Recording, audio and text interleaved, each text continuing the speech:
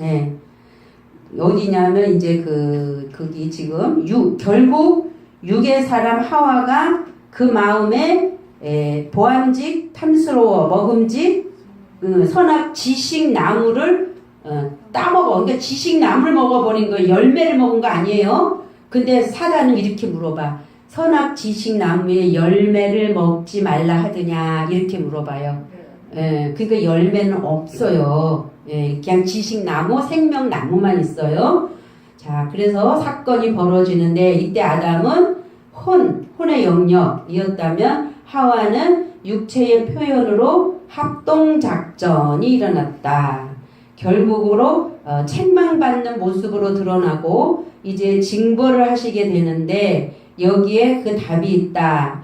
그것은 아담에게 내려진 벌에서 찾아볼 수 있는데 이제 하나님이 아담에게 내리신 벌은 먹는 것이 달라진 것이다. 처음에는 씨 있는 열매 맺는 채소와 나무였는데 이거는 에덴 동산에서 있을 상태예요. 선악과 사건 이후로는 뱀은 푸른 풀에서 2장 7절에 아담을 지으실 때 재료인 흙 아파르를 먹이로 주시고 뱀에게는 너희는 땅의 흙을 먹을 것이라 하고 주시고 풀에서 바뀌었죠. 그리고 사람은 씨가 있는 것에서 씨 없는 채소로 바뀌어버려요. 응? 그 말은 뭐예요? 에덴 동산에서 쫓겨나잖아요. 그것을 제일 잘 설명해 주고 있는 게 이거는 성경 외에요. 저는 뭐든지 다 재료가 되는 거는 다 수용을 해요. 그 대신 성경 66권을 넘어가지 않는 범위에서 이해를 하거든요. 왜냐하면 이해 차원을 돕기 위해서 그것이 필요하기 때문에. 카발라 얘기 제가 했잖아요. 자, 카발라에 보면 하나님이 이렇게 있고 카발라는 이게 생명나무로 표현해요. 이렇게. 그래서 여기는 그 무다, 없다, 아인소프 오르로 표현을 해요. 그러면 하나님은 보이는 존재가 아니잖아요. 그런데 인간에게 하나님을 형상을 드러내려면 이제 어떻게 해요? 여기가 이제 태양이에요. 태양. 다른 말로 그리스도. 그러면 여기는 뭐냐면 달이에요. 다른 말로 예수. 응? 태양은 그분 자체가 빛이잖아요. 그러면 이 빛이 달에게 비춰줘야 되겠죠. 그러면 이 땅이 말라크라는 땅이에요. 말라크라는 땅인데 이 땅에 사람이 있는 거거든요, 지금. 그래서 이 땅에 이렇게 해가지고 이렇게 동서남북 사면으로 되어 있어요. 응? 그러면 저기 다윗의 별이 이렇게 생겼죠. 이렇게 엎어진 거. 그래서 아까 제가 얘기했어요. 여기를 이렇게 접으면 이거랑 붙어요. 딱 같이. 그래서 접다라는 얘기가 있어요. 원어에 보면. 그래서 이분을 드러내야 되는데 드러낼 수 있는 방법이 없어. 그래서 인간의 인식으로 넘어오셔야 돼. 그래서 태양이라는 걸 들어서 그리스도라는 분을 통해서 딱 당신을 그대로 그림자같이 딱 압축시켜서 형상화시켜버린 거죠. 형상으로. 그러면 이분은 또 당신을 드러내야 되는데 뭐로 드러내냐면 이 달로 태양의 빛을 받아야죠. 태양은 자체적인 빛을 내요. 왜냐하면 그분 자체가 오르기 때문에. 근데 다른 빛을 자체적으로 못 내죠. 못 내고 이 태양의 빛을 받아서 반사하는 거잖아요. 근데 별은 태양의 빛도 받아요. 별은. 그러면 이것을 비춰서 받아야 되니까 예수라고 하는 이유는 그분 안의 속성은 뭐예요? 하늘에서 오셨죠. 그러면 이 속성을 담고 오신 거잖아. 육체로는 오셨지만 그 안의 속성은 태양이라는 얘기죠. 그래서 이분과 이분도 또 같이 보면 한 분이죠. 한 분이라는 의미인데 에덴 동산을 여기다 창설했단 말이 있어요. 카발라들은 그렇게 해요. 신비주의자들은. 그래서 에덴 동산을 여기에다가 창설했는데 이게 이제 일로 쫓겨 내려오는 거지. 응? 굳이 여기다 하는 지금 지정해서 하는 그 이유가 그게 이제 이렇게 돼. 이렇게 생명나무가 이렇게 돼서 이렇게 연결이 돼요. 이렇게 그래서 이런 식으로 다시 그리면 이런 식으로 이게 다 연결이 돼가지고 이렇게 여기서 이제 가운데가 나눠지고 여기 이렇게 이거를 카발라들은 생명나무라 그래요. 이게 그림이 저한테 다 있는데 제가 이걸 왜 아느냐 하면 이거는 이제 우리 교회 안에는 이제 영지주의자라든가 무슨 신비가들 카발라 이런 거를 좋게 안 보잖아요. 예, 그 성경 외다 뭐 그런데 사실 고대에는 하늘의 별자리를 보고 동방 박사도 하늘의 별자리를 보고 예수님 나신 걸 따라갔잖아요. 그런 식으로 이 카발라들은 이 하늘을 보면서 모든 것을 연구를 했거든요. 근데 거기에서 제가 이거를 보는 순간 이게 정리가 돼버리는 거예요. 그리스도와 예수의 관계. 그래서 다윗의 별이 이렇게 생겼고 결국은 에덴 동산 여기가 에덴 동산이었다면 궁창이었다면 여기서 쫓겨내려와서 이 땅으로 떨어진 사건이 지금 이런 부분이구나. 이런 것들이 이 생명나무라는 것을 통해서 그냥 보여지는 거죠. 그래서 여기서 이렇게 뱀이 이걸 막 이렇게 휘감고 올라가요. 뱀이. 또 이렇게 휘감고 다시 내려와요. 근데 또 그게 통으로 위에서 볼 때 삼각형으로 시작했으나 지금 밑에가 원이잖아요. 이거는 세상, 말라크 세상. 그러니까 사방, 동서남북. 위에서 내다봤을 때 삼각으로 안 보인다니 점으로 보이잖아요, 이제. 네. 그 흐름도 있는. 근데 이제 그 점이라는 흐름도 있지만 이제 이게 다 이렇게 연결돼서 네. 여기에 모든 것이 다 함축되는 걸로도 그렇죠. 볼 수 있죠. 예. 그래서 이전부터 어떤 걸 알았냐면 성북은 이렇게 3층촌으로 돼 있다. 이렇게. 근데 이게 이 정도로가 아니라 이제 요렇게 완전히 아주 그냥 요렇게 되고 여기가 99%고 그다음에 지옥은 거꾸로 돼 있다. 여기는 심판대가 있다. 이렇게도 예전에 좀 배우긴 했어요. 근데 이렇게 이건 지옥, 여긴 천국. 그래서 여기에서 보좌에서 심판대, 죽어서 가는 그 상황을 또 이렇게도 설명도 했었어요. 그러니까 이런 부분보다는 이 카발라가 말하는 이 그림이 다윗의 별도 되고 하나님의 표현이 이렇게 딱 접었을 때 그래서 그리스도는 하나님 자체, 그 보이지도 잡히지도 없다. 아인소프 오르 우리 공부했잖아요. 알레포에 보면 나오거든요. 그거 좀 주세요. 그래요. 그 뒤에 이렇게 거기에 보면 그렇게 나와요. 그 다음에 소프는 이렇게 소프 이렇게 그 다음에 소프 오르 빛 이렇게. 그래서 아인이 이렇게 아인은 하나예요. 그 다음에 드러내시고 없다 그리고 싹 오르까지 이렇게 세 단계로 이렇게 펼쳐지는 삼일체. 아인소프 오르 이렇게 표현을 삼일체로 하고 엘로아흐 엘로힘 이렇게 드러내고 세 단계로.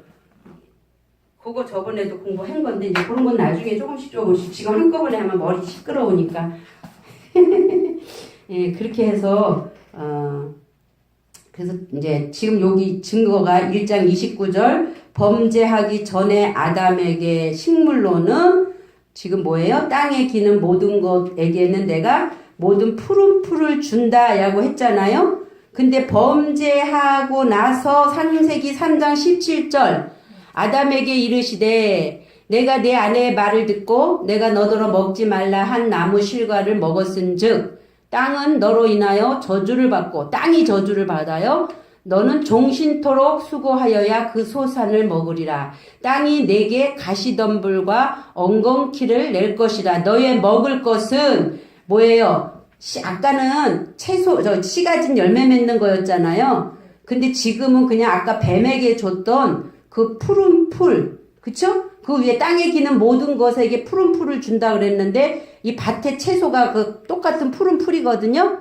예. 그리고 얼굴에 땀이 흘려야 식물을 먹고 필경은 흙으로 돌아가리니 그 속에서 내가 취함을 입었음이니라. 너는 흙이니 흙으로 돌아갈 것이니라. 그래 땅 차원에서 얘가 뱀이었다면 에덴 동산에서 하나님은 사람을 창조 여기다 했단 말이에요. 그래서 일로 올라가기를 원했는데 결국은 일로 쫓겨 내려온 거죠. 그래서 에덴 동산에서 일로 떨어져 나온 상태. 근데 여기가 뱀의 사역지라면 이제 여기서 먹지 못하고 여기 와서 여기 뱀이 먹던 식물을 먹고 살 수밖에 없는 거죠. 차원적으로 볼 때. 그러면 여기를 다시 이렇게 얘기할 수 있죠. 지성소와 지성소로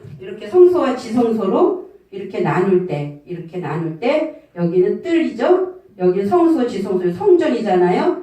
여기는 양해문 아무나 들어갈 수 있어. 근데 하나님은 여기 상관 안 해요. 여기 들어가는 사람들에게만 아들이라는 호칭을 주고 여기 들어갈 때 비로소 거듭났다 하고 여기 들어갔을 때 진리의 말씀과 등대가 진리를 비추어서 진리의 성령의 역사가 여기서부터 일어난다. 왜? 여기로 예수 그리스도가 오시기 때문에 궁창으로 예, 공중에서 주를 만나 영접하니까. 금방 거기를 등대라고 표현하시네요. 예, 등대가 여기 있잖아요. 촛대 뭐 이렇게. 그게 등대예요. 같은 등대긴 말이에요. 한데. 예, 이렇게 있잖아요. 그럼 여기 떡상 있고 등자인데 이렇게 표현. 그냥 새겨드렸지. 등대는 이제 그 바닷가의 등대로. 그래요? 한글로. 오르가 빛이잖아요. 네. 빛인데 여기 마오르가 붙으면 이거는 저기 장소적 개념을 줘요. 네. 그래서 빛이 나는 등대, 등잔대. 그러니까 등잔대라고. 그래요. 그렇게 할게요. 정확한 게. 그래서 지금 이 등잔대가 이렇게 생겼잖아요. 이렇게. 응? 네. 그래서 이 등대가 빛을 비추는데 어디를 향해서 비추냐? 떡상을 향해서 비춘다. 진리를 향해서 비춘다. 그래서 진리의 성령이 오시면 내게로 인도할 것이다. 예, 말씀으로 인도할 거다. 그래서 이런 여기 이제 법계랑 이렇게 있고 예. 휘장이 찢어지기 전에는 여기 항단이 있는데 찢어지고 나면 여기로 항단이 옮겨지더라고요. 보니까 예. 그게 그 말씀에서도 있는 거죠. 이게 기도 뭐 이렇게 표현하긴 하는데 모르는 건 나는 몰라 그냥 내가 연구해서 아는 것만. 히브리서 4장에 예. 그 분향단이 없더라니까요. 근데 나중에 어디 가면은 그쪽이 넘어왔기 때문에 넘어와서 법계 앞에 있다고 또 나와요. 예, 그게 바뀌어져 버려요. 그러니까 이쪽에서는 이게 딸레트 문이에요. 휘장. 예수님 십자가에서 죽으실 때 찢어진 휘장이잖아요. 이 딸레트 문이 찢어지기 전에는 이쪽 성소 안에 예수님 이쪽에서 있었는데 이게 찢어지고 나버리면 그 다음에는 이제 퉁 됐잖아요. 퉁 됐으니까 어떻게 표현하는 거예요? 법계 앞에 있다라고 표현을 하는 거죠. 네. 그리고 11페이지 이 두 부분을 원어로 살펴보면 푸른 풀 나오죠. 푸른 풀이 11페이지 예레크는 창백하다. 그러니까 푸른 풀 그럴 때 풀이라는 말은 이제 쌀이 이렇게 노랗게 이렇게 나와가지고 아주 어리거나 병든 채소, 그쵸? 그런 거를 풀이라고 그러는 거고요. 그 다음에 그러니까 상태가 먹이가 그렇다라는 것은 지금 너는 그렇게 죽었고 너의 자체는 창백해졌고 너의 자체 색깔은 텅 비었다. 응? 그러니까 혼돈하고 공허하다 할 때 텅빔이라는 말을 쓰거든요. 예, 그래서 텅 비었다. 예, 그것이 푸른 풀이다. 라고 예레크라는 말에서 그 푸른 풀이 나왔고요. 그리고 푸르다는 것은 에세보. 그래서 부드러운 새싹, 반짝이는 종류. 요렇게 하여튼 에세보와 에레크를 동시에 쓰고 있다. 그래서 에레크와 에세보가 그 밑에 원어를 보니까 에레크, 에세보, 푸른 풀 이렇게 써 있죠. 예. 그래서 풀의 푸른색이에요. 여기 푸른에 보면 명사, 남성, 단수, 연계형 이렇게 있는데 이 연계형은 그 다음 단어에다 뭐뭐의라는 것을 주는 거예요. 그래서 에세브라는 것은 풀의 푸른 것을, 모든 푸른 것을. 예. 근데 이 푸른이 아까 병들었다 이런 거잖아요. 그게 결국은 뭐예요? 하나님의 진리의 말씀이 아닌 그 모든 것들은 병들은 거죠. 그러니까 다시 말하면 뭐냐면 율법 단계로 떨어졌기 때문에 하나님이 보실 때는 이제 그런 거를 먹고 너 자신이 누군지를 알아서 네 자신이 병들었다라는 것을 네가 인식하게 된다라는 것을 지금 성경은 이런 모습으로 우리에게 지금 보여주고 있는 거죠. 그리고 3장 18절도 채소가 에세부. 아까 똑같죠? 에세부. 푸르다. 채소를 에세브로 또 풀로 이렇게 표현을 하고 있습니다. 반짝이다. 사다이는 뻗치다. 밭에 이럴 때 사다이 뻗치다. 싸다기 거칠다. 그냥 머리 아프니까 넘어가요. 이와 같이 처음에 생명이 있어 땅에 기는 모든 것들에게는 푸른 풀을 준다고 하셨는데 그 풀이 아담의 범죄 이후에 아담의 먹거리가 된 것을 보더라도 아담은 뱀의 자녀라는 말은 곧 뱀이 가지고 있는 그 속성을 나도 똑같이 갖고 있다라는 걸로 인식을 하셔야 돼요. 뱀이 나를 낳았다라는 얘기가 아니라. 그래서 예수님이 뱀으로, 노뱀으로, 심판의 뱀으로 육신의 옷을 입으시고, 그러나 산 혼으로, 그러나 예수님은 살아나신 혼이죠. 우리는 죽었어, 혼 자체도. 근데 예수님은 산 혼으로 이 땅에 오셔서 그 뱀의 옷을 찢으시고 죄의 문제를 구속하신 것이다. 그러면 육체로 오신 예수님은 산 혼이라면 창세기 2장 7절에 하나님이 생기를 불어넣어가지고 살리신 혼, 그분을 예수님으로 인식하면 어떨까요? 저는 그렇게 보였거든요. 2장 7절에 생기를 불어넣어서 산 혼이 되었다라고 얘기하잖아요. 그래서 예수님이 우리 모든 혼 자체도 죽어있는 상태인데 살아있는 분은 육체를 입고 오신 분 중에서 살아있는 분은 그분밖에 없었잖아. 하늘에서 왔다 그러잖아. 그러니까 하나님이 불어넣은 생기잖아. 여호와 하나님이. 그리고 하와는 그 갈비뼈에서 뺐잖아요. 그쵸? 갈비뼈는 우리. 갈비뼈는 우리. 예수님이라고 막 그러신 거 당연한 첫째 아담, 둘째 아담 있으니까 네. 당연한. 그렇죠. 그러니까 2장 7절에 아담은 아니 그 육체로 오신 예수. 그래서 예수가 십자가에 죽는 사건이 그래가지고 갈비뼈로 이렇게 찔렸을 때 물과 피가 나오는 사건이 이제 뭐예요? 하와들. 그래서 이제는 예수님이 누굴 통해서 드러나냐면 하와들을 통해서 드러나죠. 우리 신부들을 통해서. 응? 그러니까 이걸 시간적인 계산으로 보지 말고 그냥 성경 전체의 스토리를 이게 이거를 표현하는 거구나. 이건 이거를 뜻하는 거구나. 이런 관점으로 보면 참의 찔림을 지금 아담과 하와의 아담을 잠들게 했다라는 걸로. 잠들게 해서 낳았을 때 그렇죠. 교회들. 찔림으로 지금. 그렇죠. 그게 신부요. 그게 교회요. 예. 그래서 예수 그리스도를 여자의 머리는 남자요. 뭐 남자의 머리는 예수요. 뭐 이런 거가 있듯이 여자의 머리는 예수요. 이렇게 있듯이 예수의 머리 그리스도요. 그리스도의 머리는 하나님이다. 예, 그렇게 지금 그 사건이 결국은 예수가 죽고 교회가 탄생하잖아요. 그것을 지금 여기에서 예표로 보여주고 있는 거다. 그것이 이루어진 실체가 예수님이 실제로 오셔서 십자가에서 죽고 새롭게 너희 아비에게서 났다고 말씀하신 의도가 이제 깨달아져야 합니다. 인간의 마음 땅은 태어남과 동시에 어둠이에요. 그 어둠의 실체는 자아의 우리 혼이에요. 그거는 혼돈과 공허고 하나님이 없는 모습들로 우리가 태어나서 배고프면 울고 자신의 마음에 안 맞으면 짜증내고 철저히 육체의 모습으로 옛사람의 모습으로 살아가다가 이제 하나님을 인식하기 시작하면서부터 자신의 실체를 보게 되고 옛사람의 모습을 벗어버리는 과정으로 성숙을 이루어 하나님으로 성령의 역사로 그분 안에서 어떻게 하나 되는 결론까지 도달하기를 하나님의 경륜이라고 한다. 여기에 우리의 어떠한 노력도 없다. 그 모든 일을 삼위 하나님께서 친히 인도해 가시는 그 사랑에 이제 우리는 감사밖에 없죠. 아멘. 예. 그러면 이제 뱀은 또 우리가 그 지혜라는 의미도 있거든요. 빨리빨리 갈게요. 어느 정도 기본 되어져 있으니까. 지혜는 호세크 호쿠마. 호쿠마가 지혜예요. 카리스 호쿠마, 은혜와 그 지혜와 이렇게 얘기하는 거죠. 그 좋은 의미에서의 호쿠마예요. 지혜롭게 되다. 정신이나 말이나 행동에서. 그리고 심의 지혜를 가르치다. 그래서 지금 여기에서 지혜라고 할 때는 이제 명사로 쓰여지는데, 기본 어근으로 가면 지혜롭게 되다 이렇게 얘기해요. 그래서 가르치다라는 의미도 있고, 히브리어는 반드시 동사에서 시작한다. 그래서 명사가 나왔어도 어근을 찾아가는 것은 어디서 시작됐는지 동사로 찾아가는 거다. 응?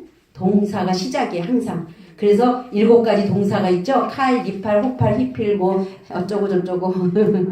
예, 근데 그거 다 의미가 있어요. 동사 7가지 저기 있었는데 자, 그리고 지혜 호쿠마는 인간의 지혜는 재간과 재능을 표현하는데 쭉 읽어보세요. 가서. 그래서 쭉 이렇게 있고 그 다음에 하나님의 신령한 지혜는 말씀이다. 예. 그래서 인간으로 하여금 하나님의 명령을 지키게 해주고 이거 사실은 이거 다 찾아봐야 되거든요. 이 잠언 요 말씀이 엄청 놀라운 말씀이에요. 근신하게 해주고 분별력 있게 해주고 겸손하게 해주고 여호와를 경외하면서 비롯된 것 쭉 이렇게 하나님의 지혜의 속성을 설명하고 있는데 잠언 1장 13절을 그냥 요거 읽는 걸로 해서 우리 이 지혜는 대체를 하고 싶어요. 잠언 한번 가보세요. 여러분 핸드폰 키셔도 돼요.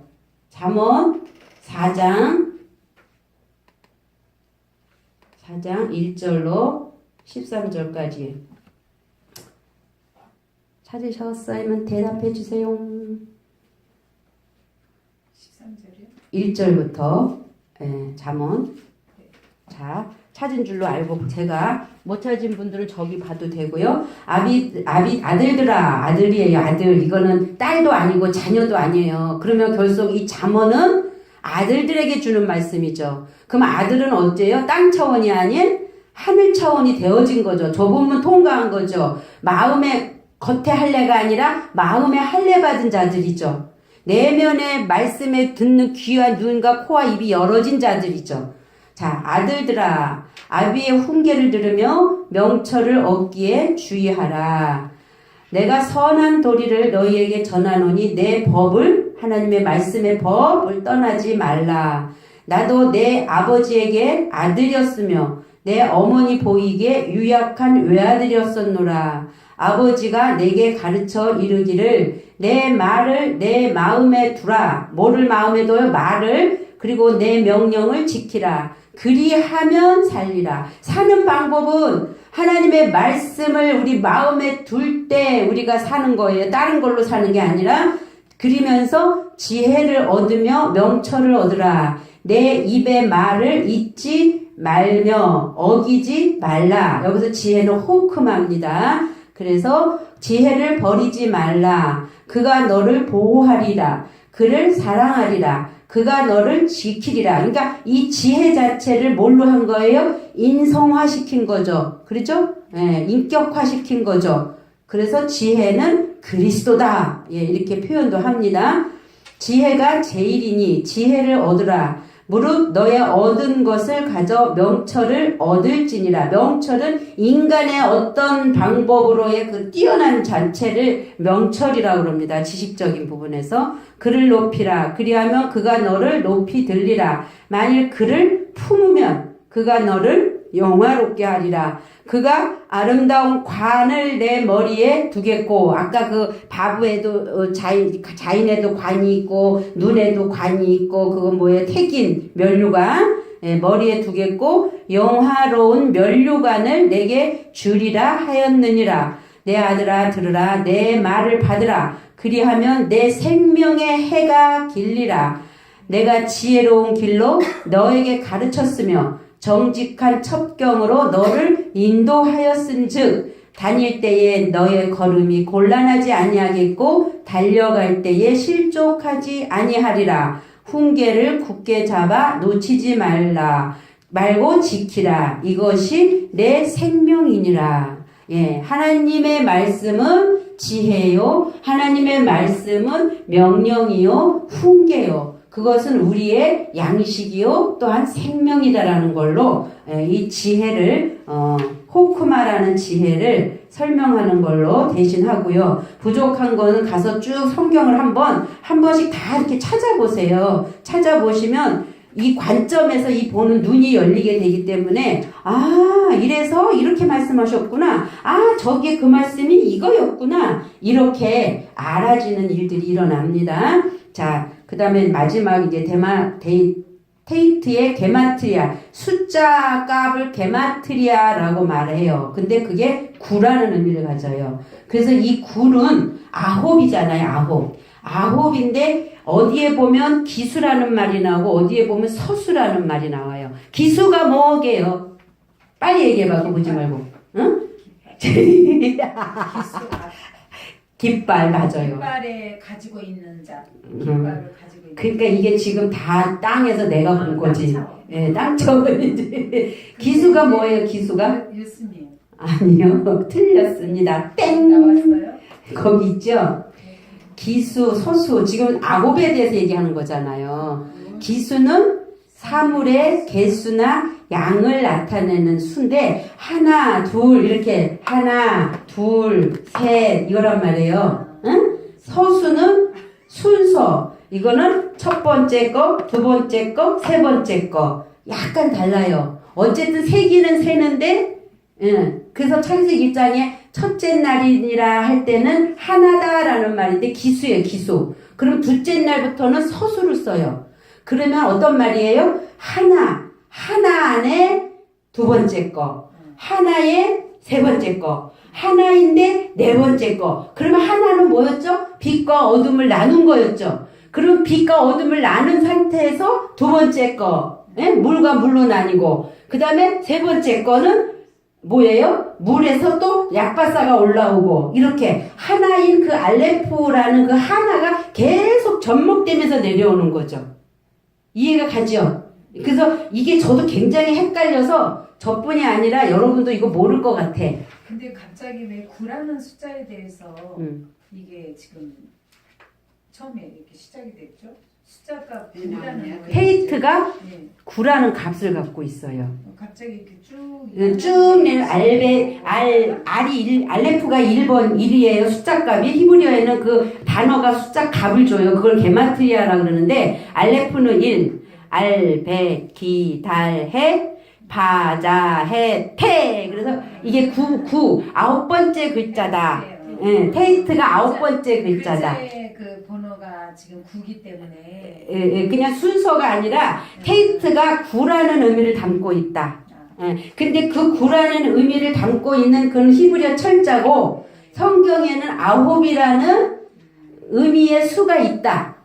예, 그래서 그 아홉이라는 수를 볼 때 이제 기수 서수가 나오는데 기수 서수를 우리가 지금 인식을 못해요. 그래서 제가 저기 사전을 찾아갖고 지금 적어 놓은 거예요. 도와주려고. 근데 이거 지나고 나면 또 잊어버려. 근데 기수하면 얼른 이제 우리 그 질문 자체가 지금 어떤 흐름의 질문이었느냐를 알았으면 그래도 이렇게 답을 안 했을 텐데 아까 그래서 한국말을 끝까지 들어야 된다.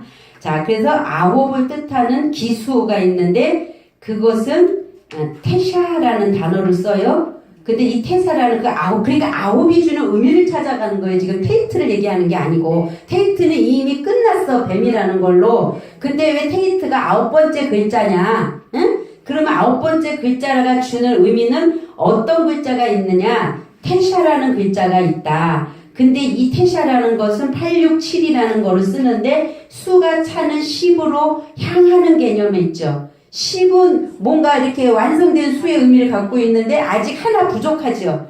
그것이 지금 테이트로 쓰여지고 있다라는 얘기거든요. 그래서 아홉 번째, 그래서 이건 기수로는 샤라는 어근, 응시하다, 둘러보다, 조사하다, 아직 놀라다, 어쩔 줄 모르다, 뭐 흐려지다 이런 어떤 의미를 갖고 있는 아홉이라는 테샤, 샤라는 것에서 왔단 말이에요. 그러니까 뭔가를 이렇게 보는 거예요. 지금 뭘 보겠어요? 열을 보겠죠. 그죠? 예, 그런 의미에서 아홉을 보면 되는 거고요. 그 다음에 이제 서수, 테시이라는 또 서수가 있는데 그 서수는 여기서 조금 보세요. 아홉 번째, 아까 얘기했죠? 기수와 서수의 차이를. 그러면 아홉 번째가 지금 테이트였잖아요. 근데 그 테슈아라는 것은 8868에서 보라가 나왔잖아요. 보라를 보니까 또 3467의 의미로 7768에서 유래했대. 그러면 의미는 3467을 담고 있으면서 글자는 7768에서 온 거거든요.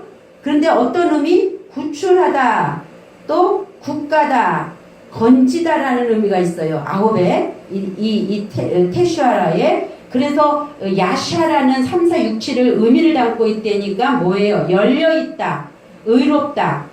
그래서 9라는 수 안에는 뭔가 열려있고 뭔가 구조하고 뭔가 해방하고 뭔가 보존하고 그 단어를 다 끄집어서 한번 맞춰보는 거예요. 그리고 안전하고 구원을 가져오고 그런데 아직 10은 안 된 거죠. 그쵸? 예. 그래서 근데 그러한 의미를 담고 7768로 쓰여졌대요. 그러면 7768은 샤죠, 샤. 7768. 샤는 자유롭게 되다. 그래서 사역적으로 제기적 소리를 외치다. 도움을 청하려고, 즉 어떤 어려움에서 자유케 되려고 크게 소리 지르다, 부르다. 근데 이 샤라는 단어가 어떤 의미를 주고 있냐면 예수와 할 때, 예, 지금 이렇게 됐죠. 샤 이렇게 됐나? 이렇게 됐나? 이렇게 썼어요? 샤 지금 샤 그죠? 여기 이렇게 하면요. 점 하나 있어요. 요거 요렇게 하면 요두가 붙으면 예수와예요. 예수와. 그래서 이 샤라 예수는 뭐예요? 저희를 죄에서 구원할 자라는 의미를 갖고 있잖아요. 구원자라는데 요거 빠졌지만 이 샤라는 것은 지금 보면 어떤 의미를 갖고 있어요? 거의 구출하다, 구원이라는 의미를 갖고 있죠. 그래서 이 비슷비슷하게 히브리어 철자는 그렇게 다 연결이 돼 있단 말이에요. 그래서 지금 이 아홉이라는 수는 구원을 향해서 가는 하나 아직 모자라는 상태. 그럼 그 하나는 열은 뭐냐면 요드거든요. 그 하나가 와야 돼. 요드가 될 때 10이야. 근데 그 하나라는 개념은 뭘 담고 있어요? 알레프가 하나죠. 그러니까 아홉이라는 숫자의 지혜에 하나님이 오면 열이 되네. 그랬을 때 완전한 구원이 되는 거죠. 예. 그래서 구예수가 주는 의미는 예수와 구원자와 관계된 구원을 이루기 위해서 10을 향해 부르짖는 소리, 고난의 수죠. 10이 되기 위해서는 그 아홉이라는 고난의 과정을 가야죠. 9는 8은 뭐예요? 8의 수는 부활이죠. 7의 안식에서 한 발 더 나간 게 부활이잖아요. 그래서 부활의 수에 1을 더한 수로 천상의 완전함을 나타내기도 하지만 고통과 순환을 상징하기도 한다. 피타고라스 학파는 9라는 수가 완전수로 여겨지는 10에서 1이 모자라기 때문에 불길한 수라고 여기기도 했다. 또한 성스러운 수인 333 하면 어떻게 돼요? 9죠. 삼위일체의 하나님의 수죠. 근데 이게 3개를 더했어. 그래서 9라는 수는 완성의 수로 받아들여지기도 한다. 이제 그러기도 한다예요. 나머지는 여러분들이 몫이에요. 자, 우리 민족에 있어서 숫자 9는 조화와 완벽의 상징으로 여기는 3을 3배한 수로 어떤 한정된 범위 내에서 가장 완전한 수이며 가장 큰 수로 여겨지기도 한다. 완벽수는 아니지만 아직도 채워야 할 것이 있다는 여유와 기대감을 갖게 하는 숫자다. 예를 들어 9는 더없이 높고 지고한 수이다. 아주 큰 키를 구척장신, 또 하늘을 구말리, 뭐 이렇게 구사일생, 구중궁걸 뭐 등에 이렇게 나와요. 여러분 또 가서 자세히 보시고요. 9라는 수의 값을 가지는 히브리어의 9번째 알파벳은 뱀을 상징하는 테트이며 헬라어 알파벳은 데타, 알파, 베타, 데타 이러거든요. 예, 해당한다. 예수님은 9 또는 9과 관련된 개념을 죄인 하나의 회개와 연관시켜 설명한다. 양 99마리 얘기죠. 9이라는 개념은 잃어버린 하나가 돌아올 때까지는 완전하지 못하다는 것을 말해주고 있다. 아, 그죠? 이렇게 아가 돼요. 그래서 여기 지금 써 있는 거 누가복음 15장 4절로 7절 이렇게 읽어보시고 마태복음도 읽어보시면 그 잃어버린 양 찾는 그 내용이 나와요. 그래서 이걸 찾아서 또 한번 가서 보시고 제가 이제 보는 거는 마태복음 18장 인자가 온 것은 잃어버린 자를 구원하러 온 것이니라. 너희 생각에는 어떠하냐? 만일 어떤 사람이 양 100마리가 있는데 그 중에 하나가 길을 잃었으면 그 99마리를 산에 두고 가서 길 잃은 양을 찾지 않겠느냐? 진실로 너희에게 이르노니 만일 찾으면 길을 잃지 아니한 99마리보다 뭐요? 이것을 더 기뻐하리라. 이와 같이 이 작은 자 중에 하나라도 잃는 것은 하늘에 계신 너희 아버지의 뜻이 아니리라. 결국은 그 하나가 채워져야 100이 되는 거잖아요. 너희 중에 어떤 사람이 양 100마리가 있는데 그 중에 하나를 잃으면 99마리를 들에 두고 잃은 것을 찾아내기까지 찾아다니지 아니하겠느냐. 찾아낸 즉 길고 어깨에 메고 집에 와서 법과 이웃을 불러 모으고 말하되 나와 함께 즐기자. 나의 잃은 양을 찾아내었노라 하리라. 내가 너희에게 이르노니 이와 같이 죄인 한 사람이 회개하면 하늘에서 회개할 것 없는 의인 99으로 말미암아 기뻐하는 것보다 더하리라. 그럼 여기 지금 잘 봐요. 죄인 한 사람은 죄인이고요. 하늘에는 99이에요. 그러면 하나님은 그 죄인인 잃어버린 양 한 마리를 찾으러 다니시는 거 아니에요? 근데 그 한 마리는 결국은 누굴까요? 나예요, 나. 그러면 나라는 존재는 나는 어디 안에서 나왔어요? 예수 안에서. 예수. 그래서 예수에게 안수를 하면서 마지막 선지자 세례 요한이 예수님에게 안수하잖아요. 아니 못합니다. 아니다. 그럼 성경과 너와 내가 상관이 없다. 그래서 그 레위제사법에서 죄를 이렇게 안수를 할 때 그 예수님은 그 선지자를 통해서 그거 다 안수한 것을 당신이 다 전가를 받아서 물속에 들어가서 그것을 죄 씻음으로 죽음을 통과하면서 나왔을 때 비로소 깨끗한 사람이 됐기 때문에 성령이 비둘기같이 내리는 거거든요. 예, 그 사건같이 실질적으로 여기서 한 마리는 그 99마리보다 그 한 마리는 우리와 다 포함된 예수의 십자가의 죽음을 설명하는 거죠. 그렇게 볼 수 있어요. 그래서 잃어버린 자, 죄인을 구원하기 위해 예수께서 십자가에 못 박혀 돌아가신 시간도 이스라엘 시간으로는 몇 시요? 9시예요, 9시. 그래서 지금 이 9가 주는 의미를 설명하고 있는 거예요. 예. 6시로부터 온 땅에 어둠이 임하여 제9시까지 계속되더니 6이 뭐야? 히브리의 숫자 8번째 글자가 뭐죠? 알벳, 기달해. 아니요. 이거 뭐야? 그 다음 뭐야? 알벳, 기달해. 그 다음에 바부. 못 박히신 예수 그리스도. 바부는 못이잖아, 못. 응? 그래서 바부, 이거 못이에요, 못. 요건 손이야, 손. 그래서 손을 여호와 할 때 이렇게 쓰거든요. 손을 봐라, 못을 봐라. 그게 여호와예요. 근데 예수님 죽을 때 머리에 팻말에 쓰여있단 말이에요. 자칭 이스라엘의 왕 해갖고 여호와 손을 봐라 못자국을 봐라. 응? 그 히브리어 철자로는 그렇게 읽어요. 그래서 예수는 여호와고 여호와는 예수인데 그 바보가 육시는 못 박히는 사건이 지금 육시로 표현됐고 예, 이거 짜집게 하는 거 아니에요. 그 다음에 9라는 숫자는 계속 9시까지 계속 되더니 9시쯤에 이 9시가 이제 테이트를 설명하는 거잖아요. 예수께서 크게 소리 질러 이르시되 엘리 라마 사박다니 하시니 나는 나의 하나님 어찌하여 나를 버리셨나이까 하느라. 그러니까 하나를 당신 안에 모든 걸 담아서 그 하나로 완성시키시려고 당신을 십자가에 그 아까 부르짖다 소리 지르다 고난당하시는 거죠. 그래서 그 하나가 이제 그 99에다가 채워짐으로 말미암아 100이 돼버리는 거죠. 할렐루야! 완성되는 거죠. 이런 거를 할 때 제일 신난다니까. 이게 할렐루야라니까. 예. 그래서, 육시는 히브리어 바보, 십자가에 못 박히는 예수님의 상징이고요. 구시는 히브리어 테이트예요. 그래서 지혜의 상징인 뱀의 형상으로 당신 자신을 마지막 한 마리 양으로 놋뱀으로 장대에 매달아 들려지는 그리하여 100을 채우시는 인류를 대표하시는 예수님을 표현하고 있다. 아멘. 예. 근데 900이 아까 뭐였죠? 권사님. 아까 철자표에서 900이 뭐였죠? 제가 드렸잖아, 쓴 거. 900. 900. 꼬리형 900.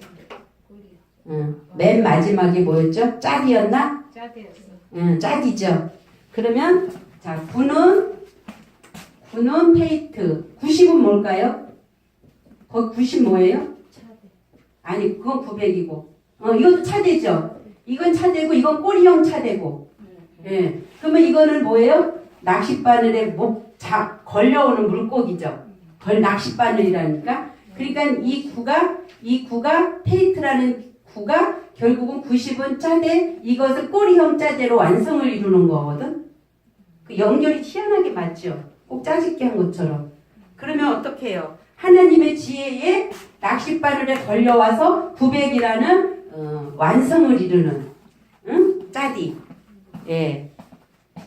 그 다음에 짜디 다음에 코프로 들어가거든요. 그래서 그 코프는 좁은 문이다라고 얘기잖아요. 낙타가 바늘기에 들어가는 것이 부자가 천국에 들어가는 것보다 쉽다. 낙타가 어떻게 바늘기를 들어가? 그때 그 바늘기가 코프란 말이야. 코프. 이거 코프. 철자로 볼 때 이 코프란 말이에요. 근데 이 주석을 보면 그 당시에는 그 낙타가 들어가는 이 성전에 이렇게 문이 조그만 문이 있었대요. 근데 거기는 낙타 한 마리가 겨우겨우 비집고 들어갈 수 있는 그 공간밖에 안 된대요. 사람이. 아니 근데 그게 낙타가 바늘기 들어간다는 말이 그 문이 너무 좁아서 낙타 한 마리가 겨우 삐집고 들어가는 공간. 주석은 그렇게 설명하고 있어요. 근데 히브리어 철자에서는 이 코프라는 말은 바늘기인데 그걸 우리가 좁은 문 들어간다라고 할 때 이거를 설명하고 있거든요. 그래서 낙타가 들어간다는 것은 뭐냐면 이 짜대 다음에 나오는 글자가 코프잖아요. 그래서 낚싯바늘에 끼어진 자가 어디로 들어가요? 좁은 문을 통과하는 거죠. 이 좁은 문은 다른 말로 이 성전으로 봤을 때 여기죠. 여기 들어가야지. 여기 들어가야 마음에 할례 받고 비로소 이제 아들이라는 칭호를 여기서 받는 거거든요. 그러니까 여기는 번제단 물두멍, 여기는 아니에요. 여기는 애굽. 자, 그래서 그런 의미가 이 철자를 보면서도 이렇게 공부를 하다 보면 보여지고, 그 다음에 여기 지금 써놨네, 그것을. 그건 나중에 집에 가서 보시고요. 성경 9 또는 9이란 수사가 나타나는 경우는 아래와 같다. 그래서 9라는 숫자가 성경에는 그렇게 쓰였다. 까만 글씨요. 그래서 구약성서의 9수는 심판, 종국, 완성을 의미한다. 그래서 이 테트라는 수는 고난의 수이기도 되고 부르짖는 수이기도 되고 지금까지 본 어떤 거와 연결이 다 맞잖아요. 자, 너희가 제8년에 파종하려니와 묵은 곡식은 먹을 것이며 제9년 곧 출수하기까지 묵은 곡식을 먹으리라. 그러니까 제9년 10월 10일 그러니까 9년이 돼갖고 10이 나오는 거네요. 그래서 10월 10일에 뭐예요? 여호와의 말씀이 그때 내게 임해요. 9를 지나서 10으로 들어갈 때 비로소 성전에 들어가게 되는 거고 10에 여호와의 말씀이 진리가 그래서 제가 항상 진리로 거듭난 자는 진리를 추구한다. 영으로 거듭난 자는 반드시 진리를 알고자 함이 있고 거듭난 자는 궁금해하고 하나님의 진리의 말씀이 그런가 하여 베레아인같이 상고한다. 그래서 그 말을 하는 거예요. 이 10이라는 수가 여호와의 말씀이 임한다 그러잖아요. 근데 여기 9째는 예수와요, 10째는 스가냐요. 그런데 9째는 예수와가 9번째 십자가 못 박히잖아요. 고난 받잖아요. 이렇게 성경은 다 비유로 풀어져 있고 다 감추어져 있고 이 감추어지는 것을 해독하려면 성령의 역사가 와야 되는데 성령의 역사가 올 때 그냥 우리말 성경은 여러 통로를 통해서 번역됐어요. 그렇기 때문에 완전하지가 못해요. 번역에 오류가 많아요. 그래서 반드시 히브리어로 구약을 보고 헬라어로 신약을 봐라. 근데 이제 요거는 제가 이거를 보다가 예수와요가 나왔을 때 그러면 이거 뭐야? 그래서 대상을 찾아가 봤어요. 그랬더니 이제 뭐 쭉쭉쭉쭉 24장 1절부터 보면 아론 자손의 계열들이 이러하리라. 그러니까 아론은 제사장이죠. 근데 제사장의 직분을 행하죠. 그리고 각각 섬기는 그 직무를 맡겨요. 각각 섬기는 직무가 이제 첫째로 그 제사장 아론 자손의 자손들 중에서 이제 이렇게 제비로 뽑아. 그래갖고 이제 뽑는 거 그 가서 자세한 건 거기 가서 집에 가서 읽어보시는데 거기서 제가 그 뽑힌 자 24명만 한번 이름을 뜻을 찾아봤어요. 히브리어에는 다 이름의 뜻이 있잖아요. 근데 이건 지금 제가 한 게 아니라 사전에 있는 거 그대로 옮겨놓은 거거든요.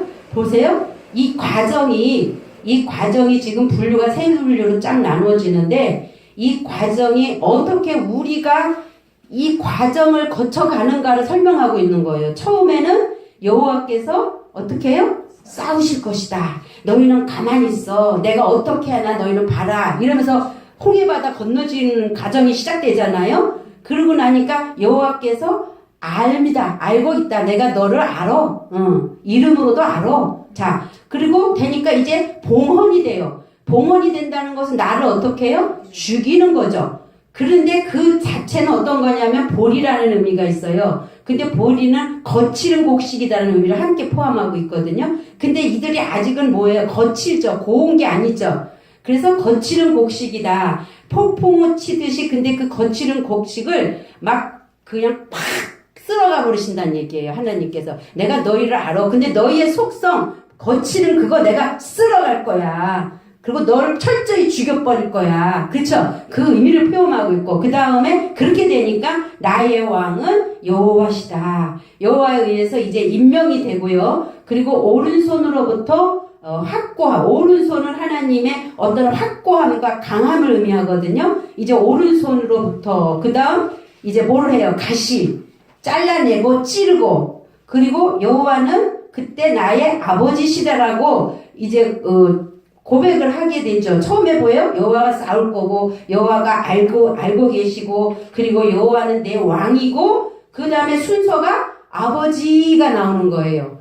그래서 우리가 기도할 때도 주님이라든가 뭐라고 부르는가에 따라서 저 사람의 영적 수준 알 수 있는 거예요. 정말 그분이 내 아버지인 사람은 그분을 아버지라고 불러요. 예수님 이렇게도 안 불러요. 예. 예수는 죽어야 되고 그리스도는 살아야 되니까.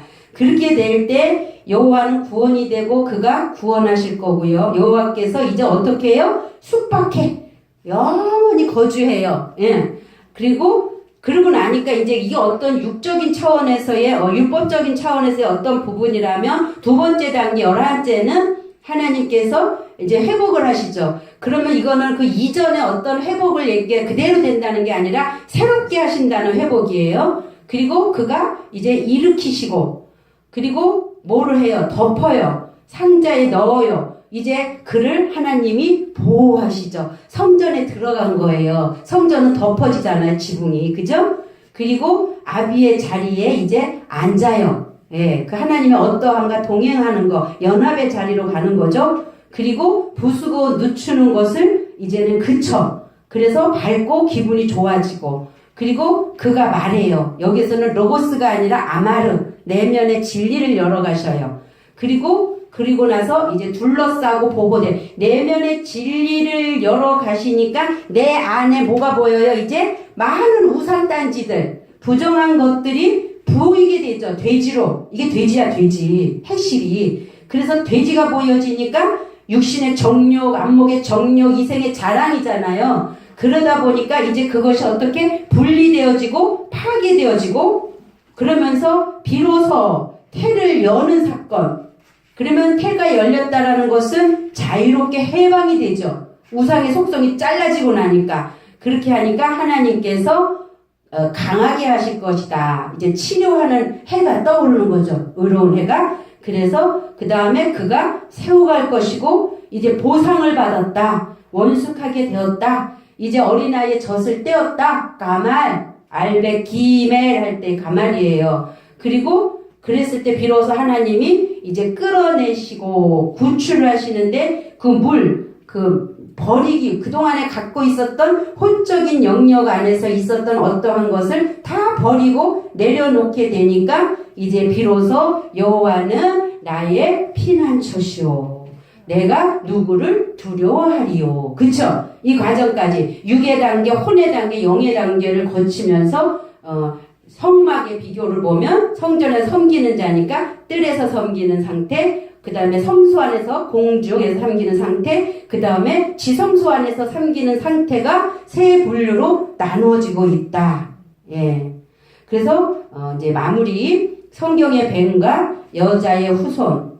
뱀은 주로 부정적인 의미, 마귀, 사탄, 독이 있다라는 걸로 쓰였고요. 반면에 예수님께서는 뱀같이 지혜로라고 하시면서 이제 말씀이 뱀으로 표현이 되고요. 최초에 언급된 것은 뱀이 가장 강교하더라라고 배웠고요. 그리고 창조된 하나님의 보시기에 좋았던 처음에 뱀은 지혜롭고 아름다운 스랍은 하나님 보좌에 있는 스랍이잖아요. 그런데 자기 지혜와 아름다운 육신의 소욕으로 독에 취해 스스로 하나님과 같이 되려 했고 그 독을 인간에게 주어진 다스리는 권세를 빼앗아 갔는데 이게 누구요? 엘은 하나님이에요. 루시퍼가 되는 거죠. 근데 이게 그 루시퍼가 이렇게 날개 달린 천사를 의미하는 게 아니라 우리의 속성 안에 있는 루시엘인가 내 속성에는 루시퍼인가 우리 속성에 있는 거. 그래서 예수님이 서기관과 바리새인들 땅 차원의 거짓 선지자들에게 뱀들아 독사의 새끼들아 라고 말씀하신 거고요.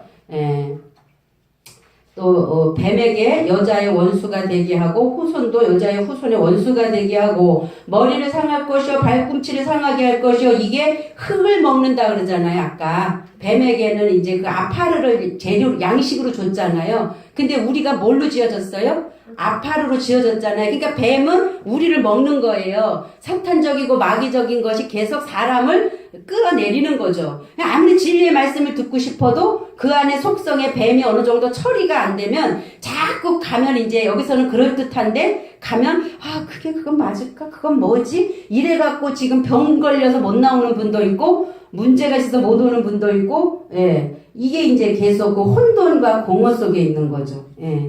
창세기 약속은 아브라함과 이삭과 야곱을 통해 이어져 왔고 예수 그리스도와 그의 신부들까지 이어져 계시록에서 완전하게 이루어집니다. 내 안에서 계시록이 열려야 됩니다. 그 혼돈과 공허가 막 인대적재앙, 나팔재앙 막 그러잖아요. 하늘이 두루마리처럼 말려 올라가고 저 하늘이 어떻게 말려 올라가요. 땅이 막 물에 불에 풀어진 것 같이 되고 근데 실제로 땅을 막 고열에 태우니까 노골노골 녹아요. 이 땅이 돌이 근데 이해가요? 아주 강한 열에 태우면 이 돌이 녹더라고요. 나는 그거 봤어요. 영상에서 실제로 그렇기도 하는구나. 자, 예수께서 모세가 광야에서 뱀을 든 것 같이 인자도 들려야 이거 지금 종합하는 거예요. 이를 저를 믿는 자마다 영생을 얻게 하려 하심이니라 라고 말씀하신 대로 골고다 장대에 광야에 뱀같이 들리시고 원수의 머리를 상하게 하심으로 뱀에게 물린 인류가 예수 그리스도와 함께 십자가에 못 박혀 죽고 다시 살아날 때 그 독에서 벗어나 생명을 얻게 하십니다. 그러한 자들은 내가 뱀과 정갈을 밟으며 원수의 모든 능력을 제어할 권능을 주었다라고 하시고요. 뱀을 집어 올리며 무슨 독을 마실지라도 해를 받지 아니하며 병든 사람에게 손을 얹은즉 나으니라 라고 이렇게 손 얹는 게 아니라 하나님의 진리의 말씀을 풀어서 먹여주고 해독해서 넣어줄 때 그들 안에 있었던 그 뱀적인 속성 거짓 선지자들로 인해서 되어져 있던 그 말씀들이 벗겨지면서 하나님의 진리 안으로 들어가게 되어진다는 거죠. 우리 이사야 53장 10절 보면서 마칩니다. 여호와께서 그에게 상함을 받게 하시기를 원하사 질고를 당하게 하셨은즉 그의 영혼을 속건 제물로 드리기에 이르면 그가 씨를 보게 되며 그의 날은 길 것이요 또 그의 손으로 여호와께서 기뻐하시는 뜻을 성취하시리로다. 예수 그리스도의 얘기죠. 그 씨가 우리를 보는 거예요. 후손들을. 예수님은 오셔서 당신이 어떠한 일을 다 이루시고 후손인 우리 내가 간 길을 너희도 따라오라고 앞서서 행하시고 보여주고 가셨다라는 거죠. 이 부분에 대해서 우리가 그분의 씨가 되고 그분의 후손들이 되어서 정말 하나님의 나라가